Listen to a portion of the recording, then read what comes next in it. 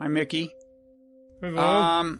You got your mouth taped up. Are you protesting some sort of government suppression somewhere? I've been feeling censored about the virus. There are things I want to say that I really actually have been inhibited from saying because there's this incredible pressure to, like, you must tell people to get vaxxed, and I think people should get vaxxed, but there are things that I want to say that might, diminish their fervor. So I have a solution for this problem. To tape your mouth shut works for me. No, this is a better solution.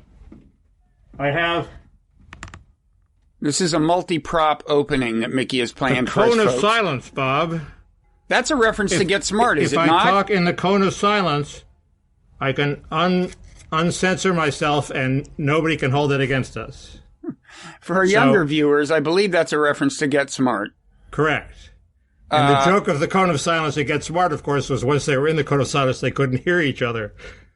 But my cone of silence is better because we can still hear. You can say that again. In fact, it seems to have no effect whatsoever on your expression. And I gotta say, you look at least as good as before, so why don't you leave it on? Because it's incredibly heavy. Small price to pay for looking better. But anyway, we're now in the cone of silence, okay? Okay, so you and I can speak, without fear of the government or YouTube knowing what we're saying. Right, or Facebook, and they're not going to ding us for, like, maybe discouraging one or two people from getting vaxxed. But wait, isn't that what the Parrot Room is for? Isn't that the cone of silence? Well, this is bringing a little bit of the Parrot Room into the regular. We're giving people a taste of Parrot. This is like a marketing ploy.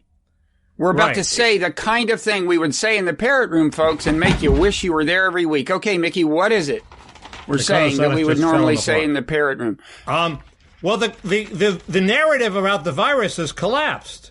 I mean, previously that we were told if you got vaxxed, you wouldn't get the virus, you wouldn't infect other people, you don't have to wear a mask, there are few restrictions, so Joe Biden's still saying if you don't get the virus, if you get vaxxed, you don't have to wear a mask. You won't die, and the virus will go away. Okay? 4 of those 5 things have now Mickey, first of all, are severely questioned. Well, a couple of issues I have with your recitation. The only one that's still there is if you get the vax, you won't die. And to me, that's arguably the most important. But no one ever said, if you, Mickey Kaus, get the vaccine, the virus will go away. We all knew that was that had to be a collective effort. And, sure. And with all due respect, people more associated with your political tribe are the ones not getting the vaccine, and that's why the virus is so far from going away. But even if everybody's vaxxed, it won't go away. That's the problem. There was this horrifying Dutch study that John Ellis had in his news items that the media hasn't caught up with, which is it's not true that getting the virus if you're vaxxed is very, very rare, as the Atlantic assured us, or even uncommon, as the New York Times assured it this morning. It was quite common in this Dutch study among health workers. 85% of the people who had it turned out to have been vaxxed in their presumably skewed sample. But you open the newspaper every day, there are more and more people who are vaxxed are getting it. So in the whole country. Wait. Are you saying in the whole country that percentage of the people who got it were vaxxed? No, in a Dutch study of Dutch healthcare workers. Well, if it's a localized study, of course. I mean, if there was a huge outbreak in where I live, there would be a lot of vaxxed people because almost everyone here is vaxxed. I mean, that's just like not a way to do statistics. I don't think it was a huge outbreak. Well, okay, but they chose to study. But the point is, it's not uncommon. I have a friend who can rattle off the name of 5 friends who were vaxxed. I know somebody who was vaxxed and got it. Now, he did attend a soccer game in London, which I wouldn't have recommended, but he was vaxxed and he got it. Now, the other thing you said that's not true is that we were told that if we got vaxxed, we couldn't get the illness. No one ever told you that. From the beginning, there were these numbers associated with the different vaccines. 91%, 67%. Most people didn't understand what those numbers meant, but everyone knew it meant that it wasn't foolproof. Now, but of course, the other big thing that's happened is there is a variant. There's a variant. The Delta variant is, I think, the big story here. Yeah, but the Atlantic said it was very, very, very rare. Now, that seems to imply that it's very, very, very rare. People who read the Atlantic thought it was very, very, very rare. It's not very, very rare. Happens all the time. People don't die of it, but it happens all the time. All the time. People could be excused if they were led to believe that the vax would protect them. And instead, the New York Times sort of sneers at them for thinking the vaccine was a shield. How dare they think the vaccine was a shield? Well, look, if enough people got vaccinated, it would be a lot more like a shield. And this leads to a kind of a, I think, subtle statistical point that kind of works in your favor, which is the following.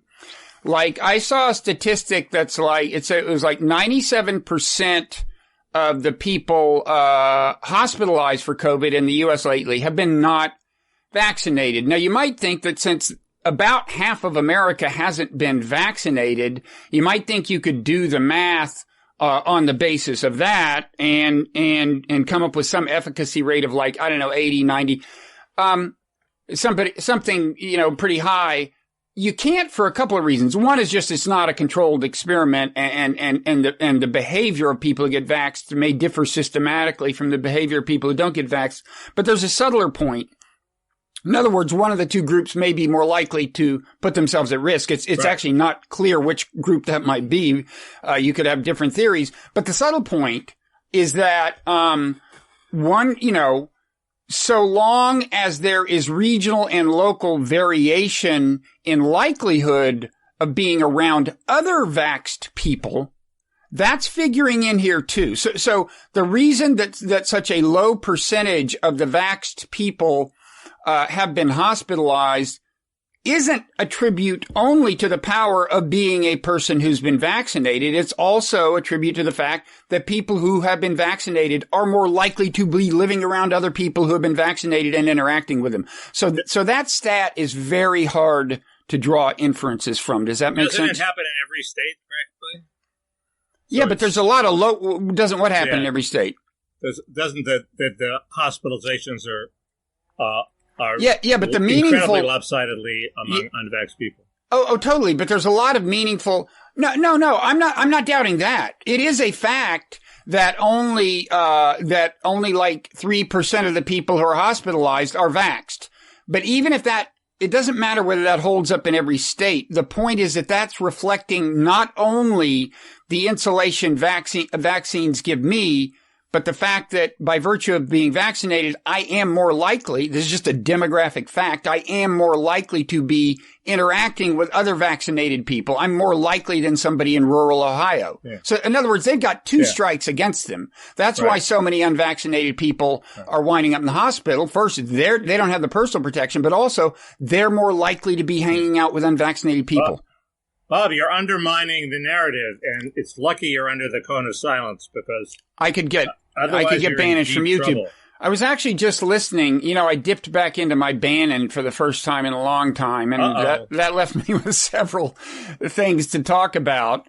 But one is that they had this guy on, Robert Malone, who either is or is not the inventor or an inventor of mRNA vaccines, like generically. I mean, the idea of doing it. Right. Depending on whether you ask him or ask somebody else who claims credit for it or what. It's not clear, but he's seriously like not nobody. He's clearly not nobody. He's complaining that, he's getting, kind of suppressed because he is Brett Weinstein has had 3 guests on that I've listened to who have been either ivermectin or skeptical of vax. Of the 3, this guy Malone is the only one who doesn't seem manifestly dubious for one reason or another. He's smart. He knows the territory. He's actually concerned about, some of the side effects of the vaccine. He could be totally wrong. He's just one person. He seems to not like Fauci. Who knows what's going on here. But, also the Bannon people are greatly overstating the extent to which he's been erased, by Wikipedia. He's still on Wikipedia, but, there was one thing that was changed in the history of mRNA vaccines, and again, I mean, Wikipedia is crowdsourced, so it could just be one person out there who changed it, but that they complain about, that he complains he's being written out of the history of the mRNA vaccine. That's a very Weinstein-like complaint. Now, speaking of Weinstein, we can get back to the virus, but I want to ask you, should I be personally worried by this Eric Weinstein tweet? Was this a shot across the bow? I will read it to you. Did you see it? No. Interesting tweet. So, little background. A couple of weeks ago, I had a conversation, Eric Weinstein, this, kind of unofficial founder of the intellectual dark web, manages money for Peter Thiel, goes on Joe Rogan, claims to have a grand theory of physics. So a couple of weeks ago, I had a conversation with a mathematician who has critiqued his supposed grand theory of physics, Eric's. I titled the video, "Is Eric Weinstein a Crackpot?" on YouTube.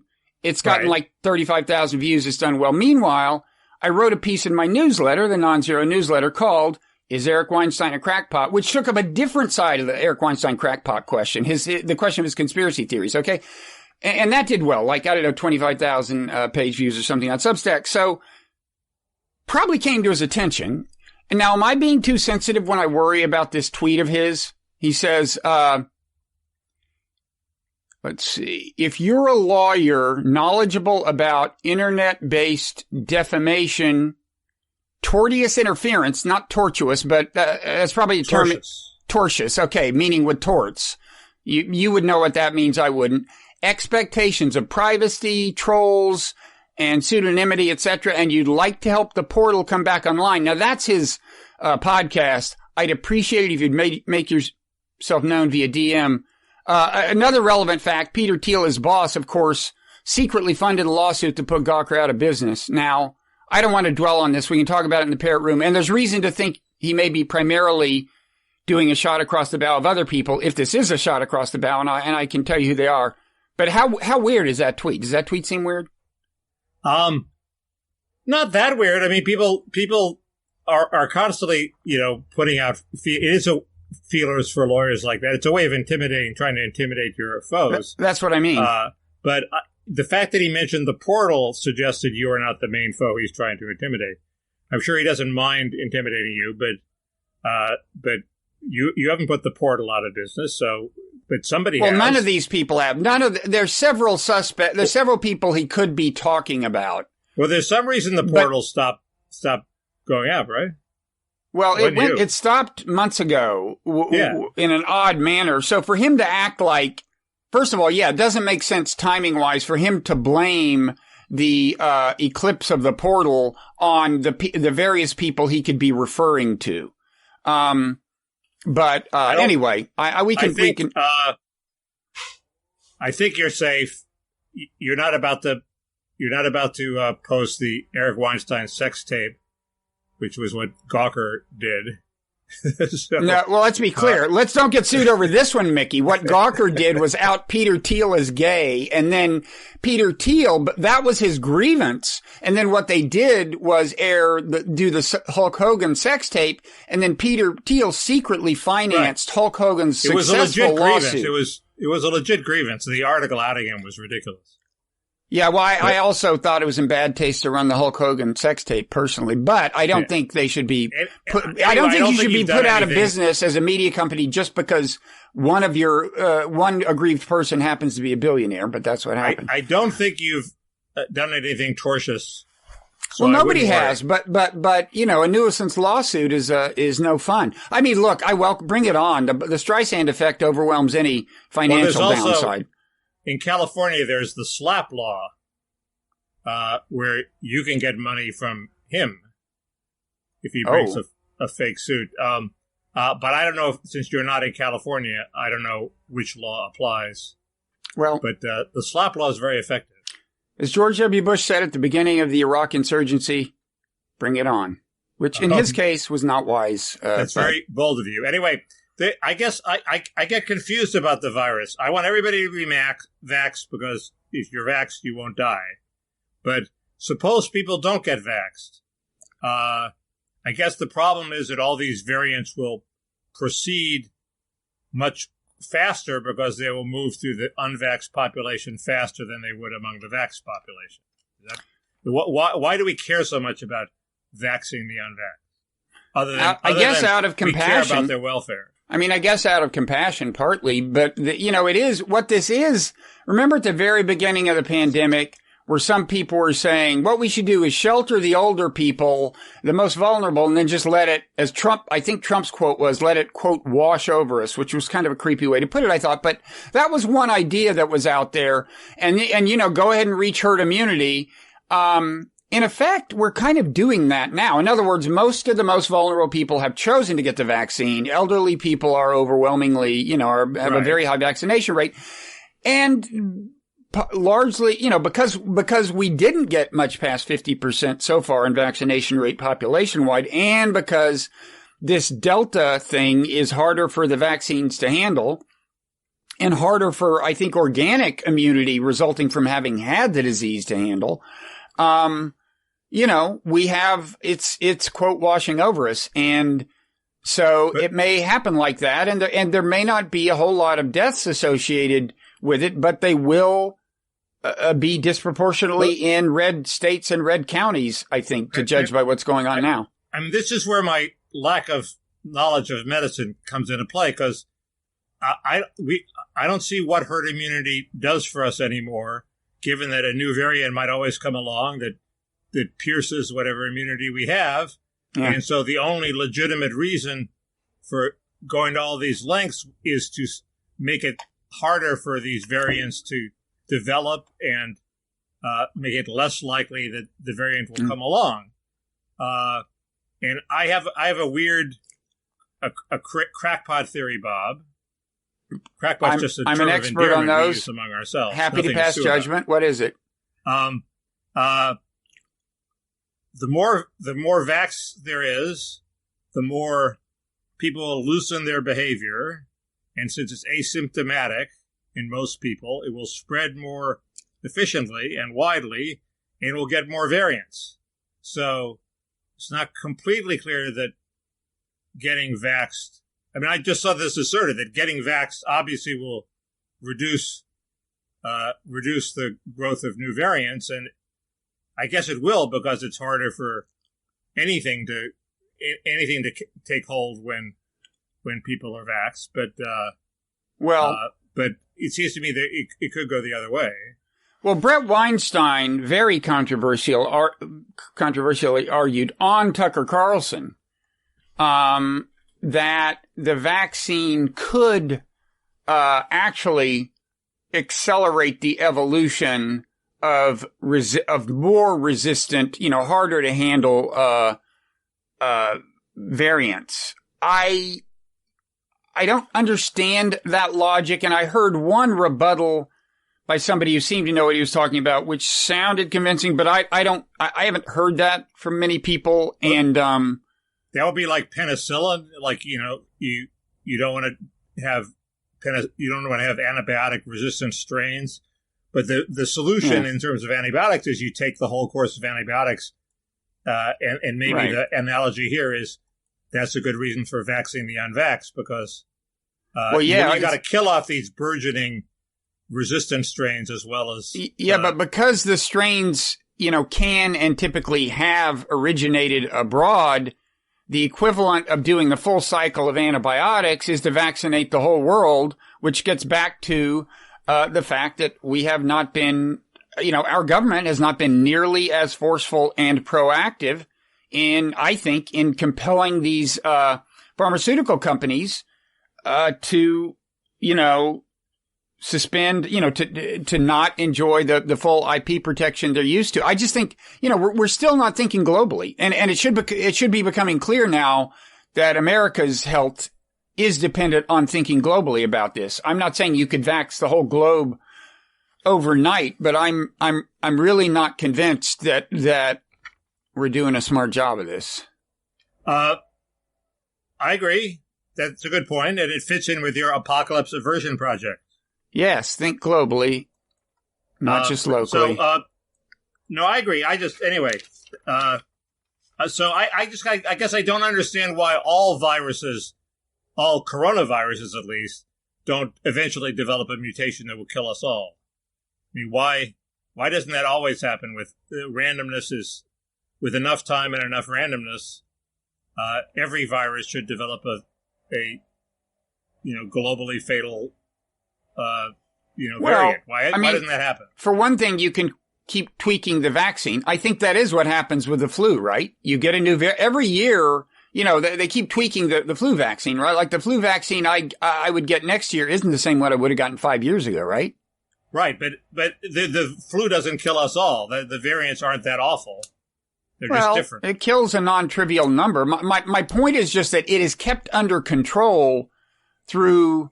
Look, if 60% of Americans had gotten vaccinated at the get-go with this thing, the death toll would be massively reduced, and it would be more like the flu in the level of its mortality or fatality.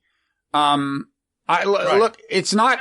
One thing I have definitely am starting to come to terms with is the possibility that this could become this kind of chronic thing, where probably more and more people realize that maybe getting vaxxed on balance makes sense, not unless some of these cautions are borne out by more explanation, cautions about the side effects. By more investigation.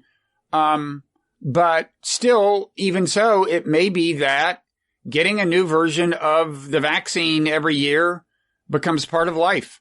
And, I am more fatalistic about it myself. I just feel like, a year ago I was like, oh God, could touching that surface have, it was crazy. Now I've been vaxxed. I think that means that if I do get this, variant, I almost certainly won't die, which was already my chances of dying were like 1% at worst ever. Now they're way lower than that. And there is reason to think, there is an additive immunity effect. In other words, I will be more immune having been vaxxed and having gotten it than I am now. And so that's a positive. There was an article about how it's going to become chronic and saying exactly what you just said. But I guess the one problem for me is I always had the philosophy that even if it doesn't kill you, it fucks you up in ways you don't know. So you really don't want to get it. And my friends are now telling me, oh, you're going to get it. Don't want, everybody's getting it. You're going to get it, even if you're vaxxed. But the vax will stop you from dying. So don't worry. Well, it's going to stop me from dying. Does it stop me from, maybe it makes me stupider? Who knows? You could get stupider. And I mean that as a compliment. There's a lot of room between you and super stupid right now, Mickey. I immediately took it as a compliment. But wait, there was something I wanted to say. But it doesn't just make you less likely to die. It also makes you less likely to get a severe version of the disease. I think it makes all the really bad consequences of COVID less likely. Okay. And well, I hope so. And life is, the thing is, we've gotten so, I don't want to start sounding like one of these old conservative people, but we've gotten used to a really low risk society, right? I was thinking about this, this was another thing about this. This was kind of global climate change week in the last couple of weeks. There's been a lot of, between floods in China, floods in India, floods in Europe, wildfires in the northwestern U.S. and Canada that made the moon here on the East Coast oranger than I've ever seen it, from the smoke getting over here. And there's other things I could cite, but a lot of things happened that could be plausibly attributed to climate change. And when I heard the reports on this, I thought when you add up the number of people who seem to have died as a result of all the floods, it's sad when anybody dies. The floods wiped out a lot of people's homes. It's all horrible, but they don't rank with the great natural disasters of all time, and look, it's good. That's progress. When you get upset about 50 people dying in a flood in another country, that means, that's great. But, Bob, you're doubting life is risky.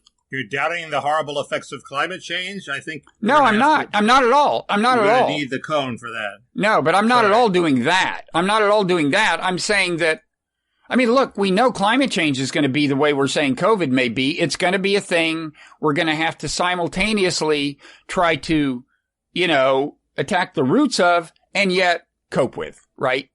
We're going to have to adapt to some extent. And I say attack the roots as much as possible. But life is going to be harder, but that's not going to be the end of the world. I mean, there's like a whole generation of Americans who are saying, why have kids? Because climate change is going to be so bad. Right. And, look, they just happen to grow up during this weird time when life wasn't, hell. I mean, it's like, let me tell you about World War I and World War II. It's like, the human experiment is a perilous and, in some ways unpleasant thing. But it's the only game in town. Speaking of going soft, there in the I actually had a tweet that almost got 1 million views. Really? Which is big for me. 940,000. That's views. That's not. What's the retweets and likes? Impressions. Impressions. I don't know what an impression is, but it got a lot of them. Whatever it is, it got a lot of them, and more than. Wait, I want to hear the retweet and like number so I can compare it. Oh, it was totally ratio. That's the point. It was. Okay. It was a post saying, Clinton's welfare reform was his big achievement, and Gene Sperling worked for Clinton. So what is he doing now, undermining welfare reform? And somehow it got hooked into this main line of left-wing sentiment, saying, A, welfare reform was bad and didn't work, and B, more interestingly, what's so great about work anyway? And including tweets from, I assume, young people saying it's slavery to expect people to work to meet their basic needs. Okay? Well, that was the fate of man since Adam, right? You have to work to meet your basic needs. In the Garden of Eden, you didn't have to. Weren't they saying it's slavery if you work full time and all you can do is meet your basic needs? I mean, to be fair to them, they're not saying having to work. Yes. I think I saw this tweet. Are you sure that's not the impression? Everybody should have their basic. They're for guaranteed income. Therefore, everybody should have their basic needs met. And then if you want to work on top of that to earn some more money, that's fine. But for whatever the minimum is, you shouldn't have to work. And it's slavery to expect people to do that. You wear their scorn as a badge of honor, though, right? Sorry? I said you wear their scorn as a badge of honor. Yeah, I've gone full boomer on them. One thing that's obviously happening now, and I will be short about this, is that there is going to be a replacement. We have all these workers, American workers, who aren't going back to work. They want new careers, or their employers offer them $19 an hour. They don't go to work. That's fine. But at the same time, we're bringing in millions of hungrier workers from the South through our southern border who will go to work, okay? And employers will love them. And Biden even alluded to this. He was talking to this restaurateur in his town hall in Ohio and said, you should raise your wages. But I think we're going to have this shortage for a little while longer.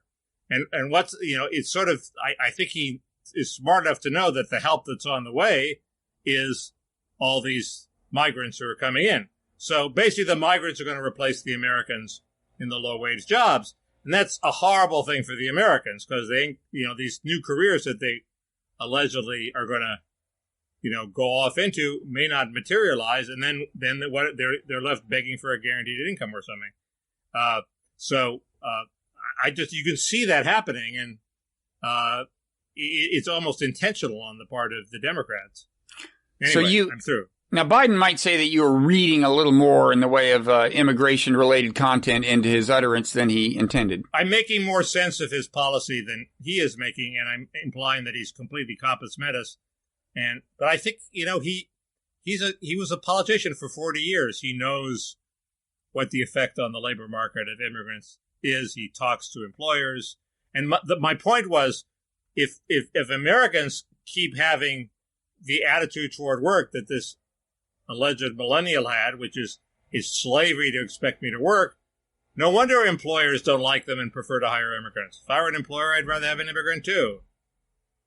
Well, but the people saying that are not the people in question. The people saying that are these people with a bunch of Twitter followers. They're not the people who want to get a job washing dishes. According to restaurateurs, if you talk to them, they are.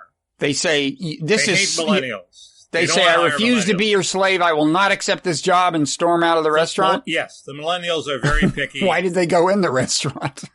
Because their parents made them try to go get a job, and they couldn't hack the job for more than 2 days because they're so picky about. I'm sorry, this is the complaint you get from basically every employer in America.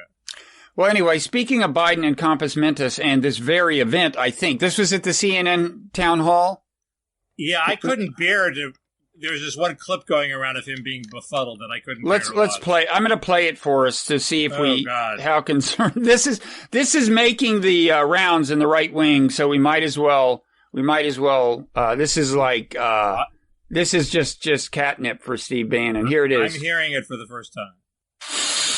That's underway, just like the other question that's illogical. And I've heard you speak about it because you always. I'm not being solicitous, but you're always straight up about what you're doing.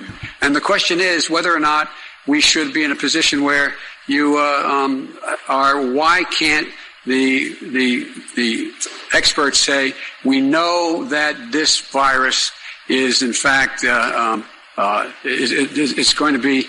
Or excuse me, we know why all the drugs approved are not temporarily approved, but permanently approved. Yeah. That's underway too. I expect that to occur quickly. Well, that means you mean for the FDA? For the FDA, yeah. The various shots that people are getting now cover that. You're okay. You're not going to get COVID. You know what's funny? That was very soft, Bob. I could hardly hear that. Okay, well we'll have to amp it up for before we produce this, but it was pretty bad. And the funny thing is, that was the Steve Bannon version that I played you just because it happened to be on the podcast I was listening to, and I realized they cut out where the part where Biden made another mistake when Don Lemon says, the FDA, Biden turns to the audience and by way of explanation says, the Federal Drug Administration. No, the F stands for food. Well, I mean, anyway. There, but for the grace of God, I called it aid for families with dependent children, and it's really aid to families with dependent children. People make that mistake no, all it's the not time. The worst thing. But it was, I went back and listened to the prior part to see if it made a little more sense in context, and I gotta say it was one of his worst moments. On the other hand, it was at the beginning of like a whole hour. So, if he was better than that for the rest of the time, I guess I'm only, my alarm level remains at mild. Well, what's impressive is his ability to keep on talking even though he doesn't know what he's talking about. I mean, that really is a talent. I guess, and that wasn't the problem there. There, I think he was trying to raise the question of when the vaccine is going to exit, emergency use status and become officially approved. Right. Okay. And it took him all that time to never quite say that. But I don't know. So what else? Go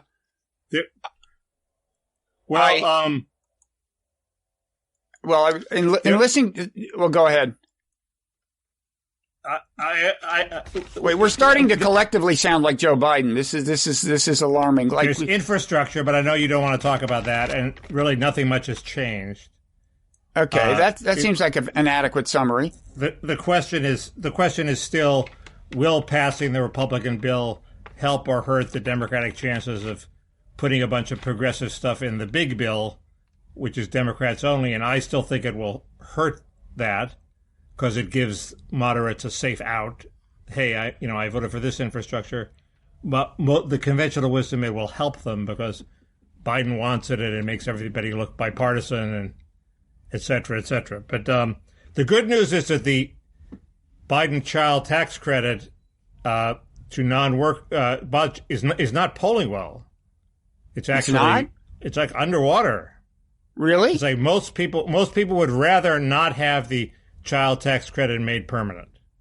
And yet most people would benefit from that probably, right? I mean, it's all families under 150,000 with at least one child. Is that a majority or not? Yeah, it's like I I think it's 40 million or 60 million families. It's not a majority, but but that's families. That's probably they're right. But there are 350 million people in America, so still it's not going to be a majority. But yeah, a lot of people are getting those checks. But even so, they haven't. Maybe if you took a poll a month from now after they've gotten a check, they'll change their mind. But it was very encouraging that the polling was as bad. And if you looked at the talking points that Democratic strategist Anita Dunn chose, and they poll tested these to sell the child tax credit, it was the child tax credit will lower expenses for working families, okay? A, it shows they're really worried about inflation. They focus on lowering expenses. B, obviously, reducing child poverty didn't poll as well as lowering expectations. So the do-gooder liberal part of it didn't poll well, and it seems to me that increases the odds that you could just say, okay, we'll increase the child tax credit, but not for the families who don't work, which is all I care about. And it turns out there are only 2 to 3 million of them at the bottom who don't work, who would get it. So cut out the 2 to 3 million, you still have 60 million who are getting it. So that's the outcome I hope for, and there was encouraging polling on that, and the fact that the Democrats are sort of shifting their message away from the left position. Yeah, but they get a lot of elite blowback from that, just as you yourself experienced very recently. It was, if I could monetize the blowback, Bob. There's got to be a way. Serve ads on your replies. So what do you think of these? Go ahead. There was some mistake I made last week that was painful, and I thought we could monetize it, but it might have been in the Parrot Room. It was, I got my Nicholses confused. Oh yeah, Tom Nichols and some other Nichols who's written for The Nation. Yeah, was that in the Parrot Room? Anyway, no, I believe it was here. People said it was cringeworthy and painful, and I thought if we could just monetize the cringe and the pain, we'd be in Fat City. Cringeworthy is actually a cringeworthy word, if you ask me. It's reached the status of embarrassing cliche. Actually, our readers did not say cringeworthy. I am imposing that on them. They said painful. Okay. Now, speaking of bad... anyway, go ahead. What were you going to say? Let's see. Did I have this... I was just going to complain about... I guess I won't complain about that. What do you think about these Cleveland Guardians, Mickey? I think it's a terrible name, but names always sound stupid when you first hear them, so it's hard to say. I've heard worse. I mean, the Washington, they changed the name of the Washington Bullets for other, political reasons. They changed it to the Washington Wizards. I think Guardians is better than Wizards. Guardians is better. It's not as good as Kraken. No, Kraken or Crackheads. Crackheads would be good. Well, they should obviously play on Cleveland's reputation and call themselves the Flames because their river caught fire, right? I mean, that's a good idea. Go with it. David Cleon, whose name, by the way, is actually David Plotz. Did you know that? Not enough people know this. No, I didn't know that. They are cousins, and he uses Cleon so that they won't be confused. Cleon is his mother's, I think, maiden name or something. Anyway, he said, with a straight face, hey, they've succeeded in doing what few cities do, which is find a name that's actually appropriate to the city. I don't understand what the connection is between Guardians and Cleveland. Is there a connection? Yes. What is it? There are two statues on an important bridge in Cleveland that are known as the Guardians. Oh, well, that's not bad. And they're beloved by the city, supposedly. Are they like Art Deco? I don't know. Because the logo is kind of nicely Art Deco. The wings around the baseball. I think they're Beaux Arts. I think they're previous. Now, by the way, one little, maybe, you tell me, is this a controversial view? I do think the name Indians was problematic. However, I distinguish between names like Indians and certainly Redskins, which is even worse because it was only, ever a pejorative as far as I know. I distinguish between those and names like Chiefs and Braves. I mean, Chiefs is like a rank, and in a sense, Braves is too. It's like a status within the military. So I would say those are comparable to like the Kentucky Colonels of the old ABA, maybe even the Washington Senators. Both those teams are gone, but they wouldn't be controversial names if they were still around, right? That's a good point. That's separate from the question of the iconography that is employed by the chiefs and the whatever they, any little like hatchet, tomahawk chop? Tomahawk, whatever. All I'm saying is it does seem to me that there's a distinction. Of course, I'm not the one ultimately consulted. I'm family lore. Yeah.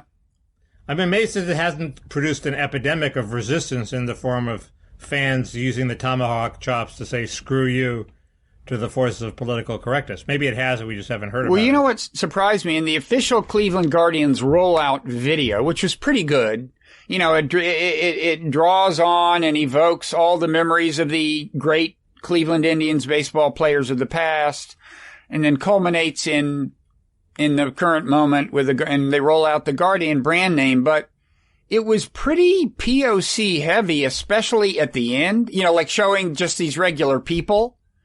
And I would have thought, I mean, there were fewer white people than I'd expect. And the reason I'd expect it is it seems to me like that's the audience you got to sell this to, right? I mean, that's the audience that is going to resist this, right? Is the white people. Not all white people, but they were more worried about getting dunked for not having enough POC immediately on their rollout, I think, by the media. So yeah, but who's going to dunk on them at the moment they're changing the name to something, more acceptable? The press is completely unscrupulous. They have to have something to write about. So, I mean, everybody's dunking on it because that's the only thing to do. You can't say. I mean, there are some people who said, "Hey, it's okay." But Lefty anyway. David Cleon applauded it. Yeah, I have an actual serious topic that is so serious we will not finish it today. But it was raised by one of my readers. I don't know what his first name is. His last name is Ragsdale. And he and other people have pointed out there's this poll by Gallup that shows that suddenly Americans think race relations are much worse than they used to think. And it's happened quite recently. It used to be like, bubbling along. Everybody thought race relations were fine. And then, boom, all of a sudden, they think race relations are terrible. And why did this happen? And that's actually a pretty profound question. In the 90s, it seemed like under the Clinton era, everything was going fine. They were a great economy for black Americans. They were getting richer. They were buying houses. The best 5 years black America's ever had. People were feeling more optimistic. And now all of a sudden, after electing the first black president, everybody thinks everything's gone all to hell. And why did this happen? And I have some completely un-PC theories for why this happened. Can I first say something before you roll them out? I mean, just to be clear. I don't want to roll them out. I'll be okay, canceled. Well, you roll them out in the Parrot Room in the Cone of Silence. But go ahead. What were you have to say? Wait, I'm writing this down. It's Parrot Room material. The standard left-wing explanations were, mass incarceration, welfare reform actually immiserated people, which I don't think it did. But that I guess and police brutality. Those would be the I don't think those really fly, but that would be the conventional left-wing explanation, but I think. To be clear, I saw this poll, I think it was over time, you see how white people and how black people responded to the question about the status of the relations between races. It wasn't a question about how black people are doing in America. Right. It was like, how are relations among races? And for a long time, you've got white people like in the 70% saying they're good, black people in the 60% saying they're good. Now, first of all, that leaves a lot of people not saying they're good, but that was the number. And then it drops pretty recently into, I don't know, what is it, the 50s and the 60s, the 40s and the 50s? I don't know, but it drops about 10%. But it's not shocking to me because they're talking about when you turn on the TV, like, how does it look, how does it seem to you the races are getting along? Right, last few years of publicity, But you're just offering an explanation, which is the media. It's the media. And then no, I'm not saying it's the media. What prompted the media to do that? And then we're back to the question. That's the question I want to ask. No, I'm just trying to be clear that it's about how the races seem to be getting along with each other. It's not a question about how black people are doing, what they have in the way of civil rights. Right. Okay, just to be clear, because some of your theorizing seemed to me to more address that latter question. But we can take this up. I don't think so. I think if the theorizing is why all of a sudden is all this activism where African Americans seem to be pissed off, and I was explaining that. Well, that's a sign that race relations are not so great, I guess. I mean, well, the question is, they would be pissed off because things weren't going very well. So it is slightly parasitic on the question of whether things are going well. Anyway, the standard explanation is like it started with Ferguson, or it started a little before Ferguson with the guy who was shot, Trayvon Martin. Yeah, Trevor Martin. To my mind, so one right-wing explanation would be that this divisiveness was consciously seeded by the Democrats because divisiveness helped them. And they were looking for a Trayvon Martin-like case, and as soon as it happened, they blew it up nationally, and the result has been a disaster. The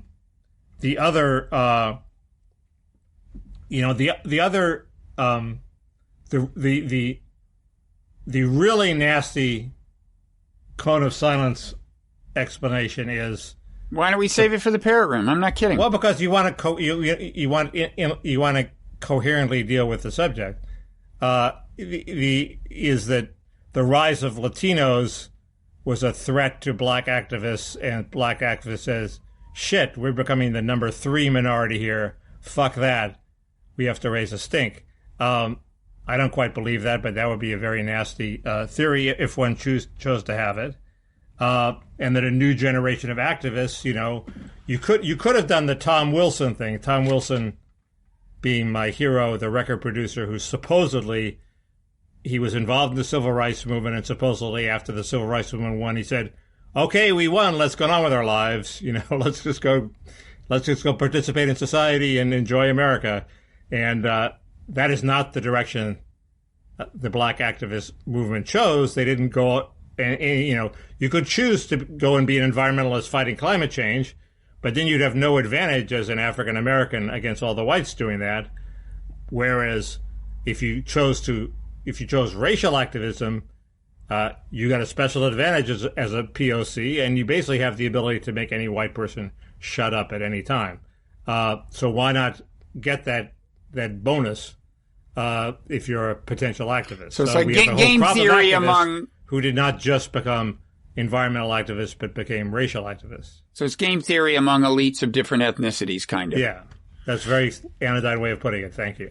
I will ponder this and adjudicate among the various theories in the Parrot Room. Well, you're going to do it that fast? I think this is a multi-week topic. I don't think one gets around. Well, we'll try to find time to at least briefly discuss it in the Parrot Room. How's that? So, can I talk about? There's a couple of things I'd like to talk about, at least in passing. First of all, there's this Pegasus software scandal. This Israeli company, the NSO group. Right. They made this software that lets you hack pretty much any smartphone and completely. Like they can, their clients can turn on your microphone right now and listen to what you're saying. They can read all your emails and texts. They can do everything. They can turn on your camera. It's extremely. They can turn on my camera? Totally. And your microphone. I'm telling you, it's a bug. They can turn any smartphone into a bug, into a bugging device. They can listen to what you're, saying in your sleep if you have your smartphone near.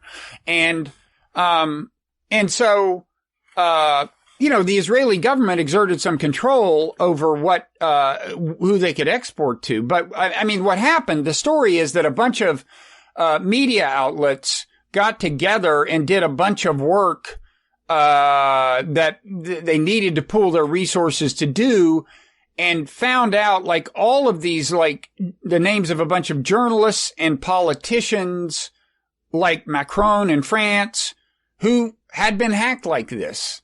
And they don't always know who was doing the hacking, But one thing that came out is that, like, the Israeli government was sometimes encouraging them to give this software to countries like Saudi Arabia and UAE. And in fact, with Saudi Arabia, so Pegasus, before the Khashoggi assassination, had given the software to Saudi Arabia with Israel's approval, no doubt. And then after the assassination, they cut off the company. The company is called the NSO Group, the company that makes the Pegasus software. It's an Israeli company. They cut off Saudi Arabia's access. And then, according to The Guardian, it was the intervention of the Israeli government that led the company to restore Saudi Arabia's access, after which they proceeded to monitor his fiancée with this software. Now, I didn't realize that was after. I thought it was before that they monitored. Well, they were doing it before, and then they cut it. The company cut off the Saudi access because of the Khashoggi assassination, and apparently the Israeli government said, no, let's give them access. A point I want to make has nothing to do with Israel. I mean, I'm happy to make some points related to Israel, but somebody wrote a piece in Responsible Statecraft, the media outlet of the Quincy Institute, saying that, like, imagine if this was a Chinese company making this stuff, and the Chinese government, like the Israeli government, exerted control over who got the software, and you found out the software had been going to these authoritarian governments who were doing what we would call abusing it. The narrative would be, see, we were right. China wants to spread the authoritarian model all over the world. That, and there would be virtually no dissent in the blob, in the mainstream media from that interpretation. And yet, as this example shows, that's not the only explanation. Israel didn't have any desire to strengthen authoritarians per se. It just wanted to get some favor, whatever business it wanted to do with the Saudi government. Maybe it was the Abraham Accords, who knows, led it to want to use this lever to do them a favor. And I just hope we'll keep this in mind when China does the next thing that we put, the darkest possible spin on. But China would have that motive, and also it'd be a story. That's what I mean, Mickey. This is what I mean. It's a story. But it would have no effect. It'd be a much smaller story if China God, did it. help me. Give me strength to continue. It's a smaller story because if China did it, because nobody dares start another big campaign against China. It's a huge story in this case. Oh, God. Because you don't have to push back against China. Right. I'm sorry. I was not able to assimilate anything you said. I want to get... Bob, you have a man bun. Oh, no. That was a horrible mistake. You showed us your man bun. Fuck. I'm doomed. That was all a trick, wasn't it? To get me to display my man bun. I can explain my man bun, okay? We have our still. We have the still. Hey, okay. I know people who are in charge of producing this video, okay? I can arrange for a few frames to disappear. Okay. But I just want to say, don't distract me. I want to quote, because what you did is so analogous to this story from ancient Rome. I think I want to get my book and actually quote it. If you'll give me just 1 second. Wait, the book's up here. Yeah. Can you entertain the masses, Mickey? No. Okay, but first of all, I can't believe you said maybe this'll... Who was that emperor? Who was like the super nasty? Was Nero like the worst emperor? Caligula, I believe. I think this was Nero. Okay, it's either page 186 or 288. Entertain the masses, Mickey. This is so like what you said. Well, all I entertain the masses by saying, all I'm saying is that it matters what the nature of the regime that picks it up is, and if you can have a perfectly good argument that the Chinese regime is different from the Israeli regime, and when China does it, yes, of course they intend to put it toward their nefarious ends, and but you're serious. You're serious. Israel is more benign. I don't necessarily buy this argument, but you can make that argument. Well, you'd only make it if you have this preconceived idea of what the motivating Chinese force is. Is the preconceived idea correct or not? That's the issue. It's parasitic. They've used that word twice now. Well, it's parasitic on the question of whether China is evil or not. But my point was just that this illustrates that, showing that a government is doing something to help an authoritarian country, which, by the way, we do all the time. Well, that's another issue. Is not evidence that you are motivated to systematically spread. If this Israeli company is selling it to anybody who wants, is it conceivable that the U.S. government would not have this technology? I guess maybe the Israeli code breakers are smarter than our code breakers, but no, I think our government. How could we not? So our government can turn on our cell phone anytime we Correct. want. Correct. And it's probably true that the Chinese and Russians could turn on our cell phones anytime we want. I don't think it would be as easy for them. I mean, first of all, you would hope our government would not do it illegally. They have, you'd hope they'd go through FISA or something. Damn, I wish. Well, in the Parrot Room, I will come up with this quote from ancient times that is exactly analogous to what you just said, and you will feel chagrined, shamed, and humiliated. Okay, we'll see about that. But anyway,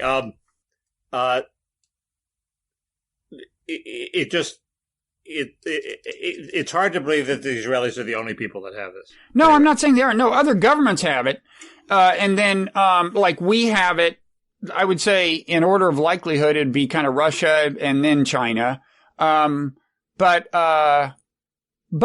what this company does is make it so that even governments that are less technically sophisticated can have it.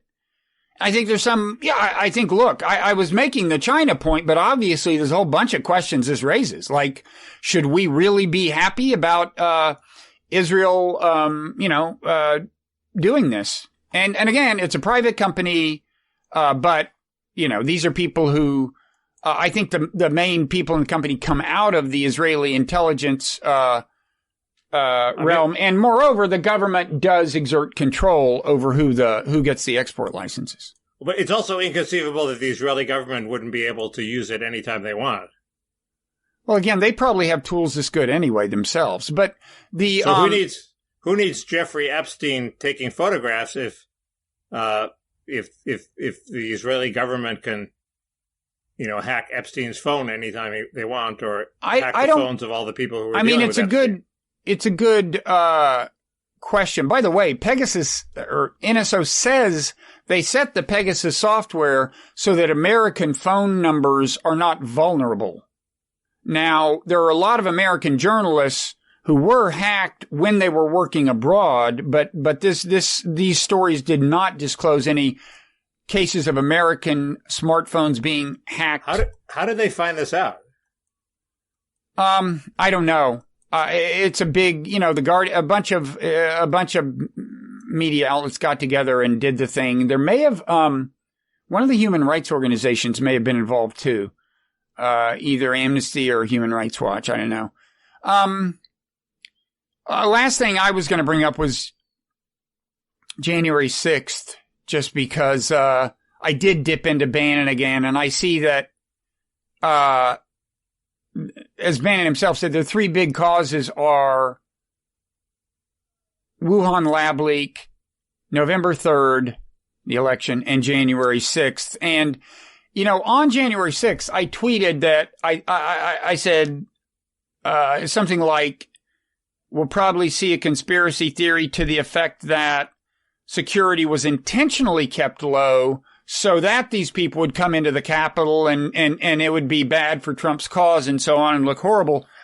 Is it your sense that is now becoming part of the big theory? I mean, you're definitely hearing a lot about the possibility that there were police infiltrators who played some kind of proactive role.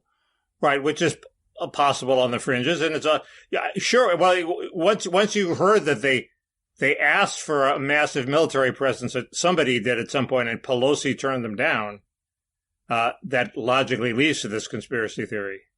So, yes, I've heard it. So did Pelosi turn? She ultimately. I think at one point Pelosi said it would look bad if we had to be surrounded by troops when we held our presidential elector selection. Well, I think the mayor of Washington did something comparable. But part of it was, the aftermath of the George Floyd stuff. There was a reluctance to look too militarized. But who knows? Well, right, but it would logically lead to this. It would logically lead to this conspiracy theory, and it's one reason why Pelosi might not want a bunch of rambunctious Republicans who are going to investigate who told the military not to show up in tendentious detail, right? So do you think, are these hearings going to happen at all? Or? Well, they'll happen, but they're obviously, they diminish in importance if they don't have Republicans on them. And sure, the press is on Pelosi's side here, so they'll cover it, but it's not the same. And I understand why she might not want Jordan, because he's a potential witness, but Banks, just because he said some things which, that were pro-Trump, and he endorsed he objected to the electors. Well, that's the same thing that the chair of the commission did, who actually filed this lawsuit saying that Trump conspired with the Proud Boys, which is not a charge that is a charge that now we're told, oh, well, nobody says that. Well, the chairman of the committee said it in a lawsuit. That's usually the sort of thing that's considered to bias you so much that maybe you shouldn't chair the committee if you've already filed a lawsuit with an outlandish charge. So I think Pelosi is sort of losing the PR war. I don't think she cares. I don't think it's a big PR war. I think maybe she just hopes the committee would go away, but at this point, I don't think, I think, she loses the little debate over who's right or who's wrong in terms of the composition of the committee. Yeah. No, it doesn't seem to me like she's handling it masterfully. I mean, the guy who rubs my nails on the blackboard is Schiff. And, and you really don't have that much of a case against Schiff. So as long as Schiff's on the committee, it's going to be, directed in one direction with monomaniacal fervor. I'm not a huge Schiff fan. So let's see, we've been doing this an hour. Should we talk more before adjourning to the Parrot Room? Well, I have a bunch of topics. Let's see if you want to talk about it here or there. Okay. Mark Milley should resign. Nothing much happened this week. Except we argued about that a little last week, didn't we? Nothing more happened except that Jared Baker, former editor of the Wall Street Journal, wrote a column on my side of it saying Milley should resign. But you're right, not that much more to add. We have Barrack, Tom Barrack, Trump's frenemy.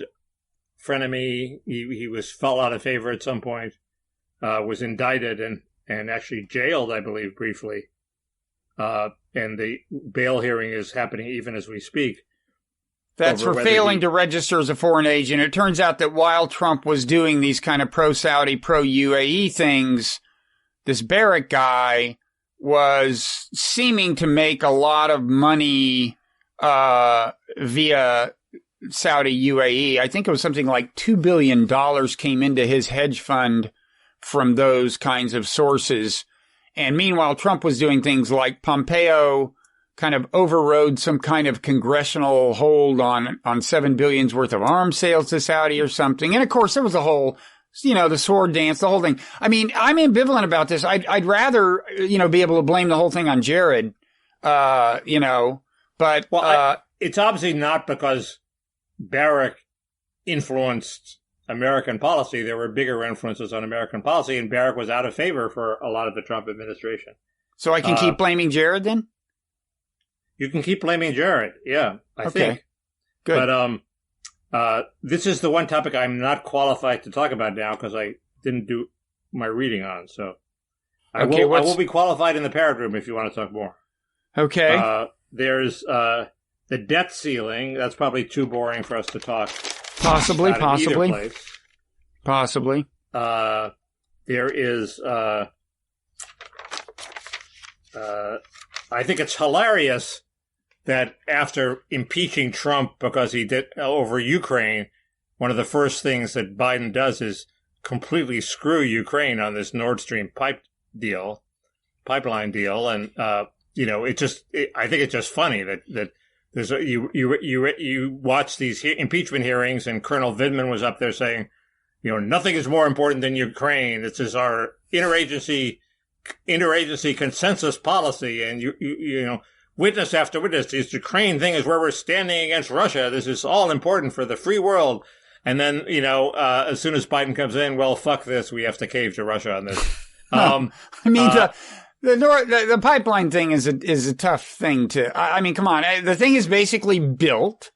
Germany, our most powerful European ally, economically at least, wants to do it. It's a pretty tough thing to derail, and I wouldn't favor derailing it anyway. Germany, is a free country. In the sense of being free to do what it wants.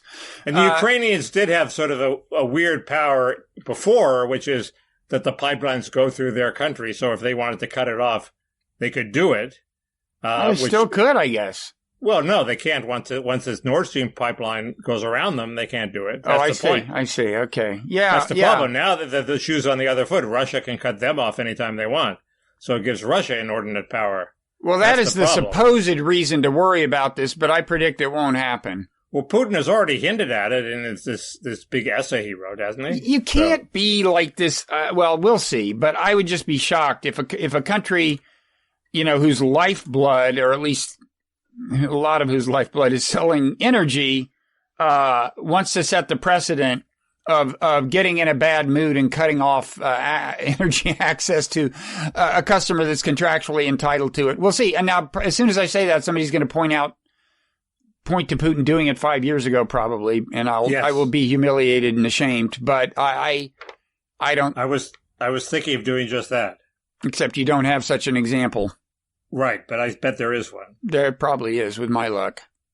There's the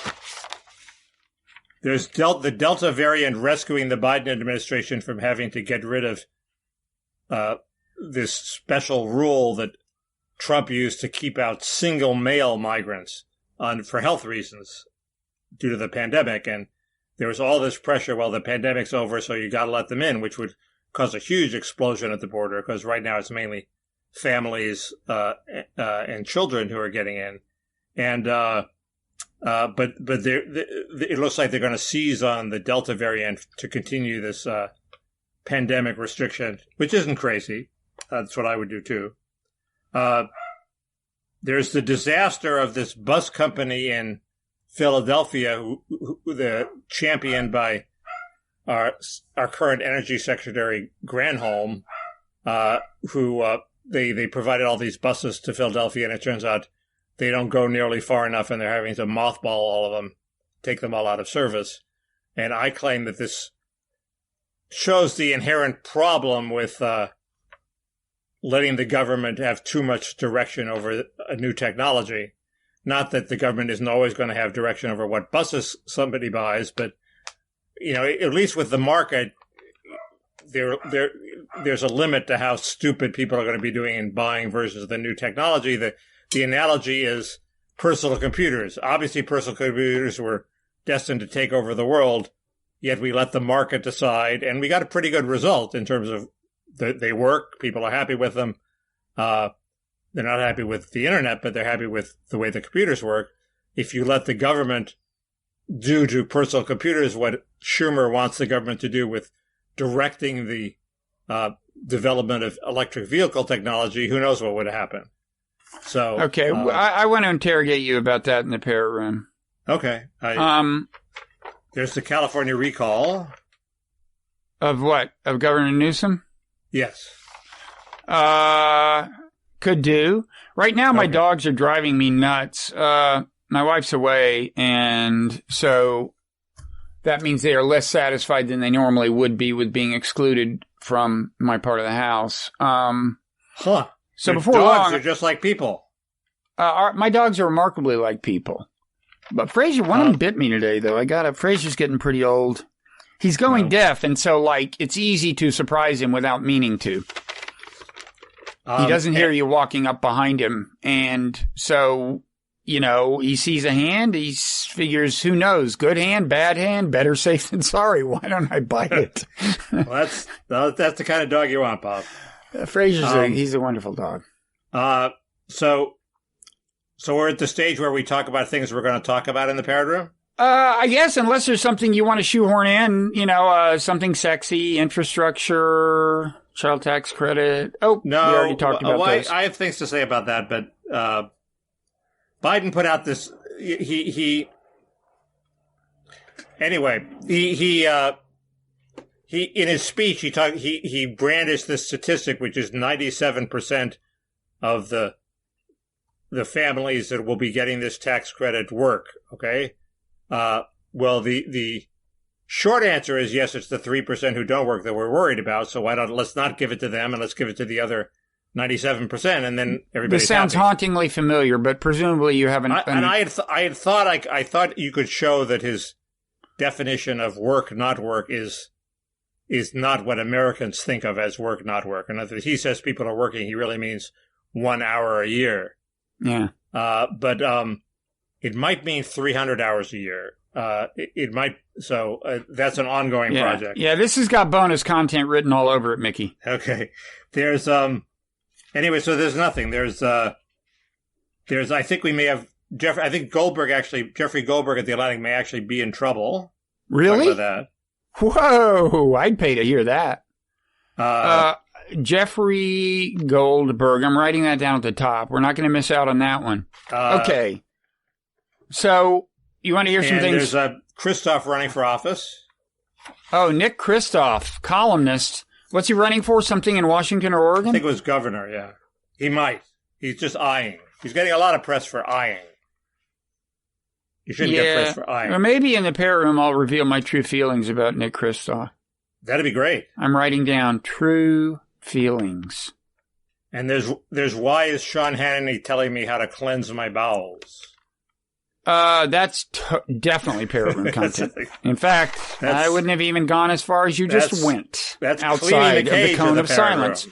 There's also, Sean, Mickey, Bowles. There's also,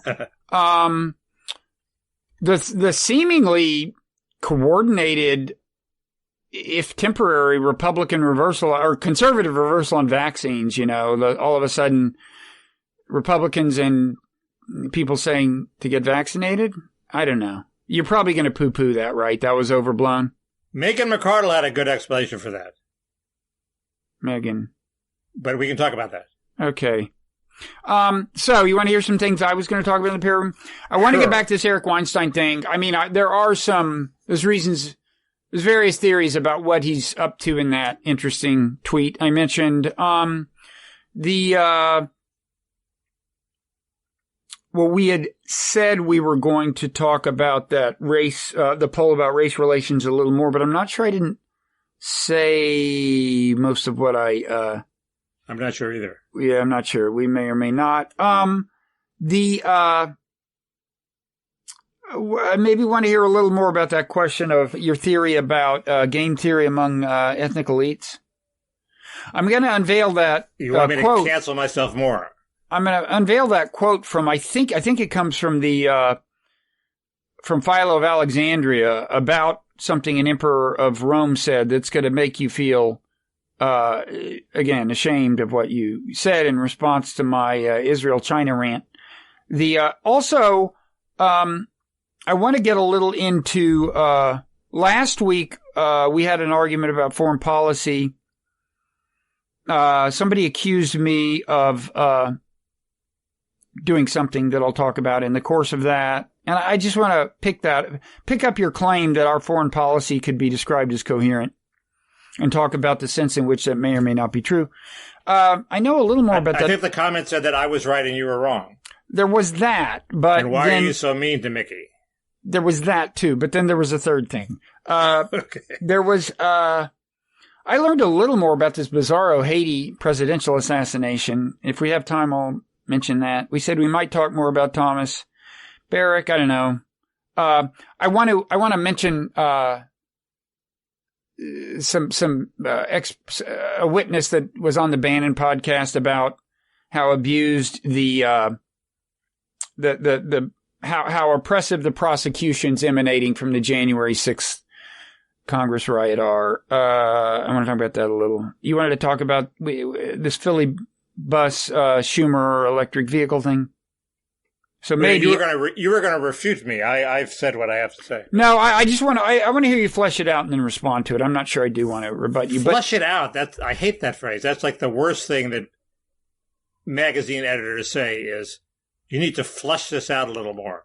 Flesh out. You don't like flesh out? Yeah, I mean, how about flush out? How about I just flush it out? I've had that's Sean Hannity. I have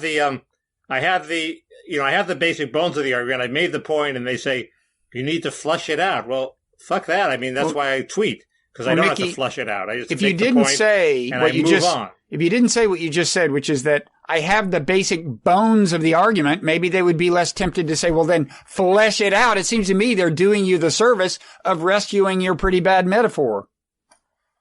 Well, they mean add a bunch of magazine-y detail and colorful language that is irrelevant to the point. I mean, it's I don't know. It seems to me. What I actually meant, did I say I wanted you to flesh that out?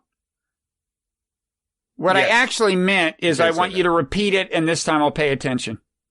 Okay, that's probably what the magazine editors mean. Probably. The good thing magazine editors say, which they also say all the time, is say that.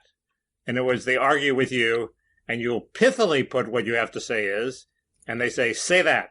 Don't say what you said in the piece. This is the great virtue of discussing with people things you plan to write about, and this is why it's hard to not have physical proximity to colleagues and other people when you're writing things. Because it's not like, smart people use Twitter like this, and I should do more of that. They start talking about something on Twitter, and they are forced to clarify their own argument. No, but it doesn't really substitute for actually arguing with people in person. But I just want to say that say that is the opposite of flesh this out. Say that is, you made your basic point more clearly, make it more clearly. Right. Flesh this out is, take your basic point and elaborate it on it with all sorts of fine details that people don't care about. The other thing we said in olden times was, that's a piece. You just said something that could be the angle for a whole piece of writing. People, that's ancient history. That's like covered wagon days. I actually said that the other day. Who'd you say, in the sense of? A fellow Substacker, because Substack, you actually need a piece. So, well, actually, some Substackers seem to feel that way and some don't. But yeah, I encourage that attitude in Substack and everywhere. Okay, so we should maybe adjourn. My dogs have actually given up, which is good. Are you sure they're still alive? I should check. I mean, Frazier is getting up there in the years, as I said. But anyway, we have been at this a while. So I guess we adjourn to the Parrot Room, which can be found at patreon.com/Parrot Room. And, where you can support finer journalism. Gotta mix my metaphors. For people who listen to audio podcasts and didn't see that, should we tell them they have to sign up for the Parrot Room before we tell them? No, well, let's tell them. Mickey put his weird, what is that, a cake cover, glass cake cover or something over the head of your parrot? It's a cone of silence, Bob. It's a cone of silence, of course. Yeah, okay. All right, so we will see you in the room. Okay, see you later.